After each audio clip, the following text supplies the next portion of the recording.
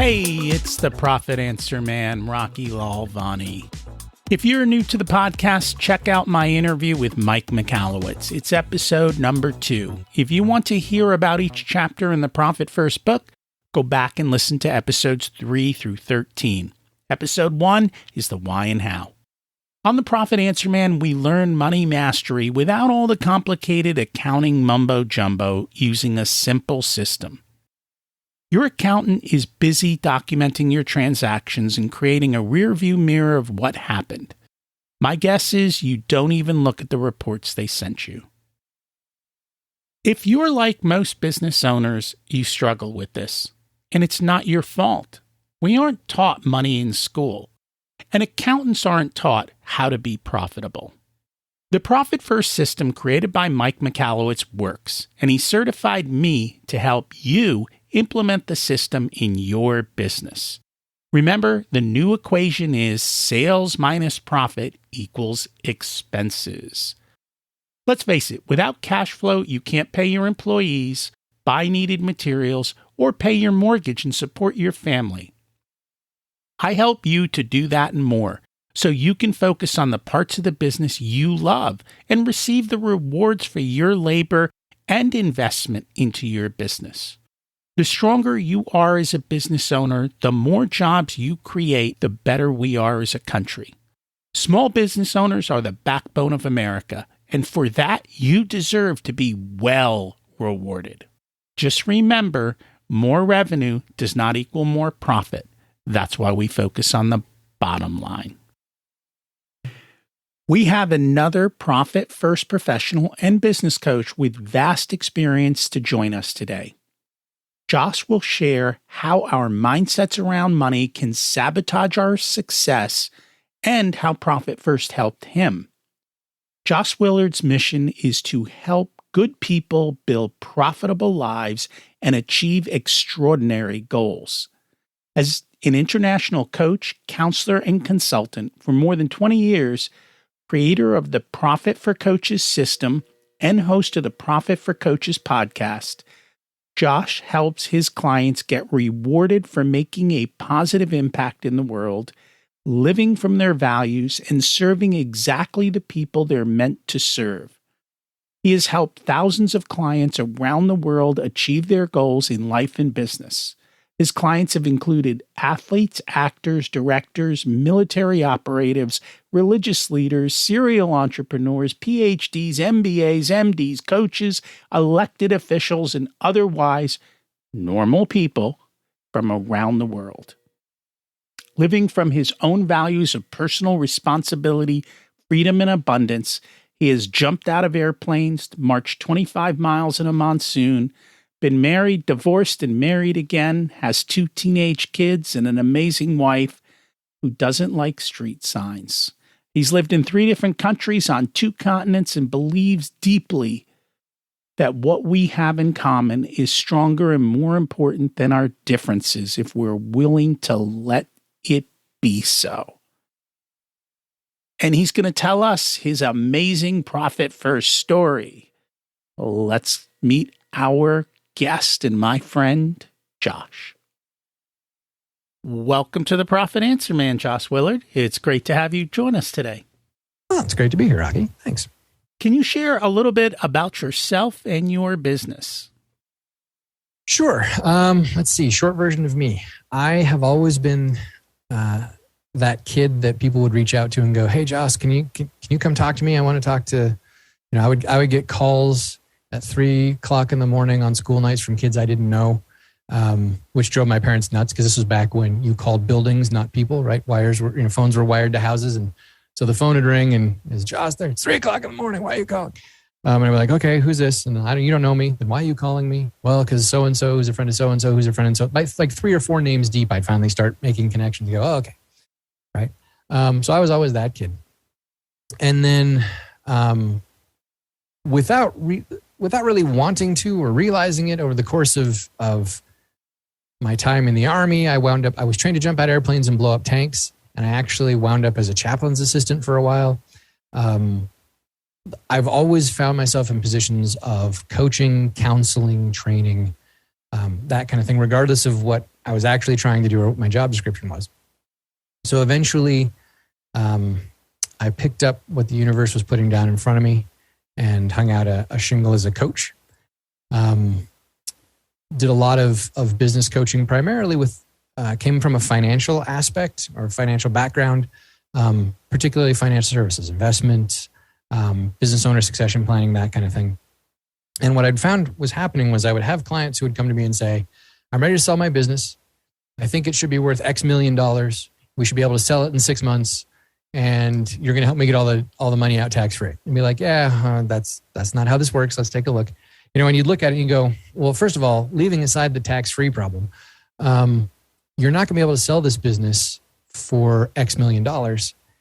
And you're not going to be able to sell it in 6 months. There's a bunch of work that we need to do to make this even a saleable business at all, because you don't have a business, you have a job and a client list.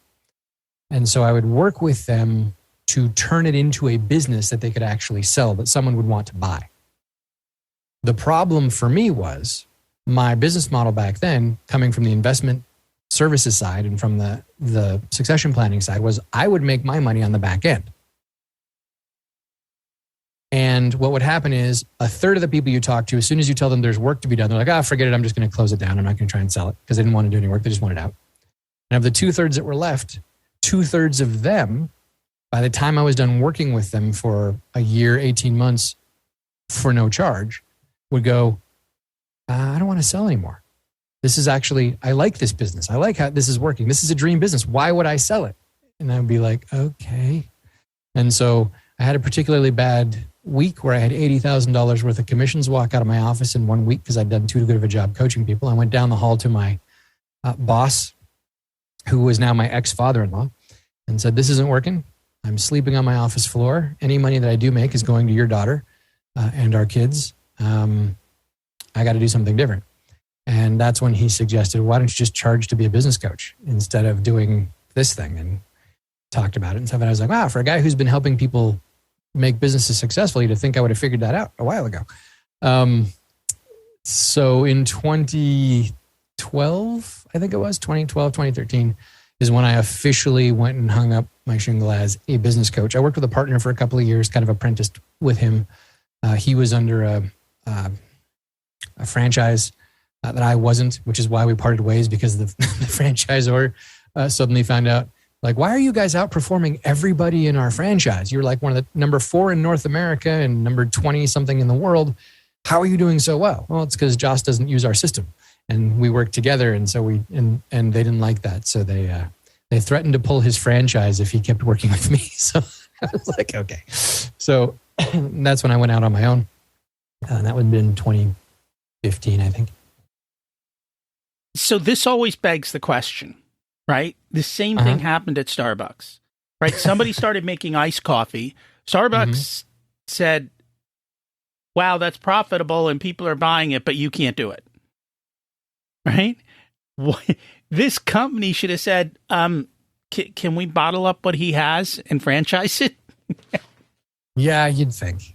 But, they had just been burned. They had a franchisee in Mexico, I think it was Mexico, who had bought a single coach license from them, gotten certified, and it's a significant investment. It's like $50,000 US investment to get certified. Plus, you wind up paying a percentage of every client and a flat amount every month for your marketing fees and whatnot. So it was a big investment. So the guy bought a single coach license. Then he went out and hired 12 people, trained them all in the system, and had them coaching people. And he wasn't passing any of that on to the franchise or the franchisor because they're not trained in their system. And so they had already, and that had happened like the year prior. So they were a little touchy about the whole situation. So I don't really blame them, but at the same time, whatever. But it was good for me. I got to go out and do the things that I needed. I learned a lot while I was there. I learned a lot of things that I would never do. I learned some new tools that I hadn't had in my tool belt before. So that was fun. But now I do what I do. I do a combination of, I do business coaching. About half of my clients are coaches, which is where the Profit for Coaches brand comes from. Because I realized that two things, about half of I've always worked helping coaches, other coaches, experts, consultants. That's always been about half of my practice. But I never sort of branded myself that way because I hate the coaching industry. I'm using air quotes around the coaching industry, like all the gurus and stuff that they'll teach you, get your 7, 8, 9-figure coaching business in just 3 weeks, pay us $20,000 and we'll teach you how to do it. And all they're really teaching is how to sell info products that teach people how to sell info products that teach people how to sell info products to teach people how to sell info products, right? And so, and then there's like, oh, I just priced this info product at $5,000, and their business model is all one. And don't get me wrong, the business model works, but not if you want to actually be a coach and coach people or be someone who individually is making a difference in people's lives. So I always kind of distanced myself from that until a couple of years ago, a mentor of mine said, you know, you really should probably plant your flag in that arena because you don't like that world. And because I firmly believe that I will never, no coach, no expert, no consultant will ever be able to help beyond a certain number of people directly. And we've only got so many hours in a day. We've only got so much energy, which is part of the argument for take yourself out of your business and have your business do all the work for you. But a lot of folks who get into coaching are, as Gerber will call them, they're technicians. They're not entrepreneurs. They don't really know how to run a business very well. They know how to coach, or they know how to create transformations in people's lives. And so by helping them have profitable businesses, have profitable practices, even though, yes, I'm helping them be self-employed for the most part, but I'm helping them be self-employed at a good mid-6, low 7-figure income level where they're working 25, 35 hours a week, mostly coaching their clients. By helping them, by helping them do that, I'm helping indirectly every client they ever coach. Right? So I do some of that. I also still work with some of my my traditional clients on the service industry side that aren't coaches or consultants, and I still do some of my high performance coaching stuff that I did in the old days, because I learned how to do all of that during my youth as the guy that people called for answers to questions, right? So that led me into the high performance coaching area, which led me to be successful in the other areas that I was working in, et cetera, et cetera. So I kind of tie all of that together. So if I'm working with entrepreneurs, some of the work that we do is on the business, some of the work we do is on them, right? And what's in their mindset and what's making them successful or not successful, what's getting in their way. And I've worked with people who are business owners, who aren't business owners, et cetera, et cetera. I enjoy the variety, but I keep coming back to entrepreneurs, in particular, people in the service industry and coaches, because they're people who are making a difference in other people's lives, which I enjoy. And that might be pretentious, but that's what I enjoy doing. It is always nice to make a difference in other people's lives. So part of it is financial. How did you learn about Profit First? Profit First was, so every coach, until they get the right help, the vast majority of the coaching industry deals with the feast or famine cycles, right? We're out there, we're doing whatever it is that we want to do to get clients. And then we get clients and we start coaching them. And sometimes we don't charge them enough. Sometimes we do charge them enough, but we get so focused, all we're doing is coaching. We don't do the marketing, whatever the reason is. Sometimes it's what type of coaching we do, whatever. We have the ups and downs. I was no exception. Like, I went through that same thing, even as a high performance guy and a high performer. You know, there was a time when I was sleeping on my office floor because I couldn't afford a place to live, because every bit of money that I made was going to my ex-wife and kids and the house and all the debts and all that other fun stuff, right? So I've been that way. So I was in another one of the down cycles and was cutting all of my expenses. And I went to cut, it was at the point where I even needed to cut my Audible subscription, right? And I had, I don't know, 2 or 3 credits or 4 credits built up in my Audible subscription. And the way Audible works is you go to cancel, they're like, hey, if you cancel, you're going to lose your credits. You better use them. I was like, okay, fine. So I bought like 2 or 3 books that I knew I wanted, and I had 1 credit left and I didn't want to waste. I'm like, what should I get? And Audible had been suggesting to me, yeah, you like business books, you like self-improvement books, et cetera, et cetera. You might want to try out this Profit First by Mike Michalowicz book. And I was like, Okay, fine. So I just bought it to use my last credit and closed my Audible account.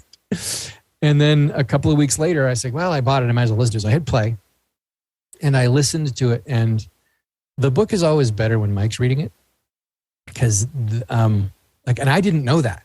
Like, I didn't have the paper version for a long time. I just listened to the Audible version like 3 different times.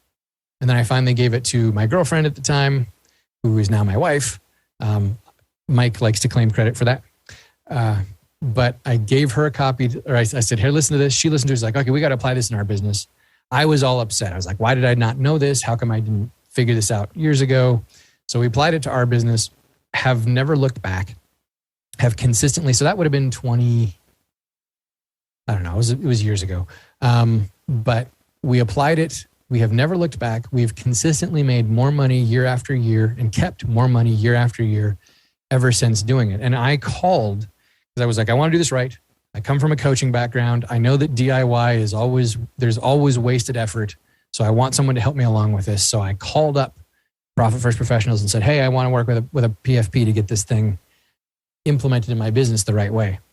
And they said, okay, well, what are your questions? And I asked some questions. Some of them they had answers for and some of them they didn't. And they were like, let me give you somebody else. So eventually I wound up talking to Ron Zaharian, who's the chief operating officer of Profit First Professionals. And he was able to answer my questions. And he said, I got a question for you. I said, okay, cool. What's your question? He said, why aren't you a Profit First Professional? I was like, because I'm calling because I've never used this. I'm just getting it installed in my bit. Like, I'm calling to find out how to do it right. Like, I'm not an accountant or a bookkeeper, because I was under that same impression that most people are, that every Profit First Professional is an accountant or a bookkeeper. And I've never been an accountant. I've never been a bookkeeper. I don't ever want to be either one. They do great work, but it's not my wheelhouse. I'm one of those people that hates digging into, I was a business coach and a succession planner who didn't like digging into P&L statements and all of the other financial spreadsheets. I'm not that guy. But anyway, he convinced me that they needed more coaches than just accountants and bookkeepers. And so, but that was the beginning of the story. And he told me, oh, it's 6 months to get certified and we got to be able to look at all of your books. And you can always lose your license the second that we find out that your business is in financial, right. They're serious about that kind of stuff. And I was like, I like that. And the accountability and the fact that there's a significant investment in being a Profit First Professional, not just in money, but also in time and in walking the talk and educating yourself and constantly learning more. So I signed up and I became a certified Profit First Professional in November of 2017 and have been since. And so that's probably more than you were looking for as far as the answer of how to hear about Profit First, but that's Audible suggested it to me when I was trying to get rid of my credits. Hey, but it worked, right? It was the book you needed to read and one that changed your business and changed your trajectory. So beyond your own success with Profit First, do you have any client success stories? Yes. I have a, what's that word I'm looking for? I have a confidentiality clause for all my clients. So I can't name names, but I do have clients that have had great successes from implementing Profit First. I consider the trades to be a service because you're basically renting their knowledge. They're going to build something and leave it behind that's permanent. But when I say I work with service professionals a lot, a good chunk of that is trades for some reason. And so I have a number of trades guys who typically they start as, it's them and an apprentice or a couple of journeymen in a truck. And they come to me when they're ready. Like at some point, every tradesperson almost, unless they go like union employee their whole lives, almost every tradesperson at some point goes, I'm making more money on side jobs than I am working for this guy that I work for. I'm going to start my own business. Right? And so they go out and they start their own business. And then they go, I could make even more money. Like I'm working my backside off. I'm working 80 hours a week. I'm on call or whatever it is. I want to turn this into a business that actually pays me. And so that's when they'll come to me. And I don't know, it's probably a dozen different trades guys off the top of my head who, when we implemented Profit First, that was the primary change. And that was what allowed them to figure out how to run their money through their business and then determine, oh, I can afford to do this. Oh, I can afford to do that. Oh, I can't afford to be on the tools anymore. Because that's the biggest thing for most trades guys is they always feel like it's more efficient and more profitable when they're on the tools because they can charge themselves out at a higher rate. They get it done faster, et cetera, et cetera. And when you put profit first in place, very quickly, it'll show you you're actually costing your company more money by being on the tools than you would be if you just never touched another tool again. Now, some of them, they can't do that because their mindset, their identity is they're a plumber. I'm a plumber. I'm a carpenter. I'm an electrician. They always will be. And that's fine. But there's only so far you can build your business if you're always going to be the electrician or you're always going to be the plumber, as opposed to the guy or gal who owns a successful plumbing company or a successful electrical company. And if you still want to get on the tools every now and again, if you can set your mindset as, I'm a person who owns a successful plumbing company, and occasionally I get on the wrenches just to show my guys that I still know how to do it. That's fine, right? So I've got, like a dozen of them that we've gone from 2 guys in a truck to 5, 10 vehicles, teams, whatever, out there doing the work. And they're like, I have vacation time. In one case, it caused a marriage problem because suddenly they were home more. Their spouse was used to not seeing them for 80 hours a week. No, so that's a good example. And then there's a number of chiropractors that I will put on the program, and other medical professionals. Haven't done any doctor's offices or dentist's offices yet. And I think that's probably good. I'm not really excited about dealing with the insurance billing aspect of things. Whereas with chiropractors and physiotherapists and stuff like that here in Canada, they do some of their billing through insurance, but a lot of their billing is direct. So it's easier to just go, we're going to one flow of money, right? And not having to deal with 90 to 160 days or 180 days of insurance companies going, maybe we'll pay you. Fun stuff, right? It's always, and that's all about creating the business model that works best and that is not dependent on somebody else. We had the same conversation in our last episode with regards to medical and how they work, and then how you can pivot and do things differently and run your business model totally differently. So you work a lot less and you still make more. So it's always possible. Speaking of that, what do you see prevents business owners from being successful? Well, the biggest thing is probably what I talked about earlier, which is their mindset of, it's not even mindset, because that's a well overused term. Identity is a term that I will use, even though that can get kind of mushy as well. But it's the fact that they come in going, I am a plumber. Or more often, I am a struggling business owner. Right? They've been a struggling business owner for how long? I like to talk about my non-success stories more than my success stories. I had a guy that I worked with who was very proud of the fact that for 10 years he'd been working with this company and he'd taken it through bankruptcy and come out the other side, and that it had never been fully profitable, but that he'd been there grinding through it this whole time, and he'd had this vision and other people had left him and whatever. And I'm like, okay. He's like, but I'm ready to be successful with it. Let's go with him. All right. So I went to work with him, and like 3 or 4 months in, we basically had to go our separate ways because I just watched him shooting himself in the foot time after time after time because he couldn't handle the idea of the business being successful. And he wanted to, like, he would tell you with tears in his eyes how much he was looking forward to this business being successful and how it would vindicate him and justify his faith and everything, and everyone would be rewarded who was still with him. But time after time, you saw him, like, I would sit with him and go, you can make this decision, which will have these results, or you can make this decision, which is going to keep you on the track that you've been on. And without fail, he would make the second decision. Do you know why? Do I know why? Yeah, because in his particular case, it was because he needed to be the hero. Right? Right? He had to, there had to constantly be a crisis for him to come and save the business from, for him to feel good about who he was, for him to feel necessary. Like he had hired any number of people that had come and gone that would make great strides in the business. And as soon as they started making that business successful, he had to make decisions that would cut the legs out from under them, because if they had made the business successful and he hadn't, he saw that as, and it wasn't even fully conscious, but he would see that as destroying his view of himself as the person who saved the company.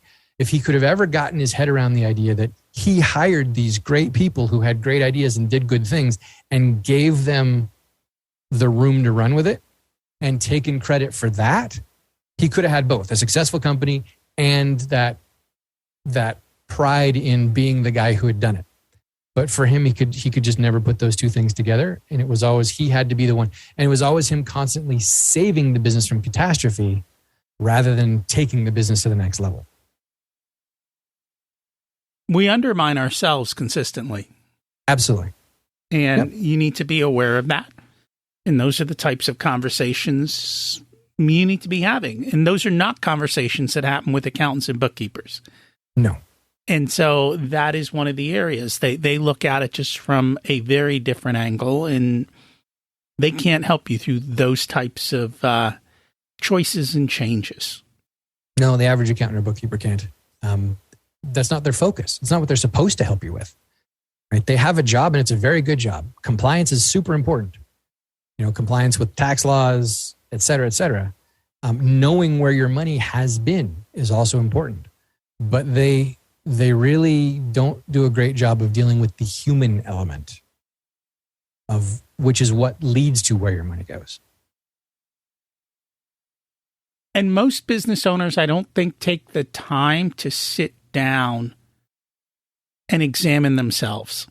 No. And what the true motivations that are going on, and figuring that out so they can make the appropriate choices. No. Well, I mean, how many times have you asked somebody when they come to you as a client, okay, what's your exit strategy? How are you planning to get out of this thing? And their answer is something along the lines of, what do you mean? Or exit, I'm barely getting this thing started, right? You'll get some who are like, oh no, I'm going to sell this thing for millions of dollars or hundreds of millions of dollars. I'm using the startup methodology and I'm grinding and I'm doing, 100-hour weeks and I'm not taking a salary because eventually someone's going to buy this thing. I'm not worried about profit. I'm just going to grow until someone's willing to throw money at it. You get those people who that's a whole nother set of problems. But the vast majority of them don't think about it at all. They're just like, I started this thing because I thought it would be good for me and my family. And I don't know how I'm getting out of it because I don't know how I get through day to day. So I have a question, because I get a lot of business people who come to me with extremely lofty goals. Mm-hmm. And more often than not, I realize it's not that it isn't possible, but there is a cost to doing what they want to do. And they may not be the right person to do what they want to do. Uh-huh. Everyone just wants to build this massive, humongous business and serve 1 million people, or, make $1 billion or whatever it is. So how do you deal with that? Well, I mean, it depends on what you mean by deal with it. Like the people who have the massive vision of what they want with zero idea of how to get there or what's involved. Well, that's a case of let's sit down and reverse engineer that. Okay, this is what you want, which I highly encourage people to do it that way. Like, hey, pick a destination, then we'll worry about the vehicle and the path to get there. Mm-hmm. We can reverse engineer that. And so usually that's what it is. It's let's reverse engineer this and find out if that's really where you want to go, if that's really what you want your life and your business to look like, what has to happen. In Keller's book, The One Thing, he talks about that. If this is your 5-year goal, what needs to happen? What needs to have happened in year 3 so that you can make that happen in year 5? What needs to have happened in year 2? What needs to happen in year 1, et cetera, right? And sometimes you'll get people who will go, I'm not interested in doing those things. I'm not interested in having that be in place. Okay, great. Then that's not the destination you want because you're not willing to do the journey. So what do you really want? right? And that'll wake people up. I'd say probably a third of the people that I used to talk to, not as much anymore because I do a better job of filtering who comes to me. But in the old days, about a third of the people that I talked to, I would talk out of being business owners. Because I'd ask, like, what's your goal? What do you want to accomplish? This is what you want to accomplish? Great. Is there any other way besides being a business owner that will allow you to get those things? Because if there is, go do that. If there's no other way, then be a business owner. Because most people, for being a business owner, there's so much there that they don't understand, know that they're volunteering for, or that they just aren't prepared to do. So, and that's why I asked the question, because I think a lot of them don't realize the amount of time, effort, and work that goes into building that. Now, sometimes you get lucky, and there's nothing wrong with luck. Usually, luck doesn't occur when you're doing what everyone else is doing. Luck occurs when you intersect the market with something outside of the normal, and it hits, and that's wonderful. Or luck happens because something happened in the economy. For example, we're on Zoom, and all of a sudden COVID hits. Well, Zoom and home delivery of food and certain things took off, but it wasn't. It was, again, it comes back to luck, right? Being in the right place at the right circumstances happening. But for most people, it does take a ton of work and effort. And I very much like the reverse engineering. We always like to do that. Like, what is the destination? Where are you going? And then we can sit down and figure out, how are we going to get there? How much is it going to cost? How many people do you need to have on board? What are all the different pieces? And then it becomes very easy to see if that is something that you truly want to do or not. And we can prepare for the detours. That's the other thing, right? Because there's always going to be detours. Like, no matter how well you plan the route, somebody blew up a tunnel somewhere or burned a bridge, and now you've got to figure out another path. If you know where you're going and you know the vehicle you've chosen and what it can and can't do, you can plan for detours. If you don't, you're just kind of, oh crap, there's a bridge out. Now what? I guess I learned how to swim, right? Or get a helicopter. Whatever the case may be. It's a lot easier. Yes. Well, as I used to say to people, I don't care if you tell me that you want to drive a Lamborghini, I'm going to drive a Lamborghini. That's what I'm committed to. Great. But if your destination is London, England, and you're in North America, I don't care how fast you drive that Lamborghini off the end of the pier. You are not skipping it across the Atlantic to get there. Right? So you have to be prepared to tie those things up. Right vehicle for the right targets in the right way. Yep. And absolutely, that just takes a few minutes of thinking. I mean, depending on how big the target, it might take a few hours, but usually within a short period of time, you can come up with that. And that's what I try and get business owners to breathe and to think about their business instead of being too busy working in their business. Any closing thoughts for our business owners today? Well, let's see. I've got a lot of thoughts. Close them down. Do we have 4 hours? Really, I think kind of the wrap-up theme for this conversation today has been, you'll often hear business owners say, yeah, that's all great, Rocky. I should take some time and think about my business. I don't have time. Like this pie in the sky stuff, this vision stuff, it takes a lot of effort. When I'm focused on surviving day to day, I don't have time for that crap. And my response to that is, and you never will if you don't make the time and prioritize the time to do that. And I point to the Eisenhower matrix a lot, right? Which is, there are 4 types of things that you'll be dealing with. The things that are urgent and important, the things that are urgent and unimportant, the things that are not urgent but important, and the things that are not urgent and not important. And your goal is to do none of the last one. Delegate as much of the urgent, important stuff as you can. Spend 20% of your time on the stuff that is urgent and important, and 80% of your time on the stuff that is important, but not urgent. Because when you're in that spot where you can focus on the important stuff that isn't burning down the building, your business is going to go a lot farther. You're going to get a lot closer to where you want to be. And the best way to do that is to talk with someone, work with someone who can help you stay above the fray, or at least pull you up above the fray for a few minutes every week, give you a breather, and remind you of what you told them was important. And the key there you said is a few minutes per week. And I don't think people realize that just taking 15, 20 minutes a week to think about their business is literally night and day for success. Yep. There's a thing called the lamppost theory, and we're going over, sorry.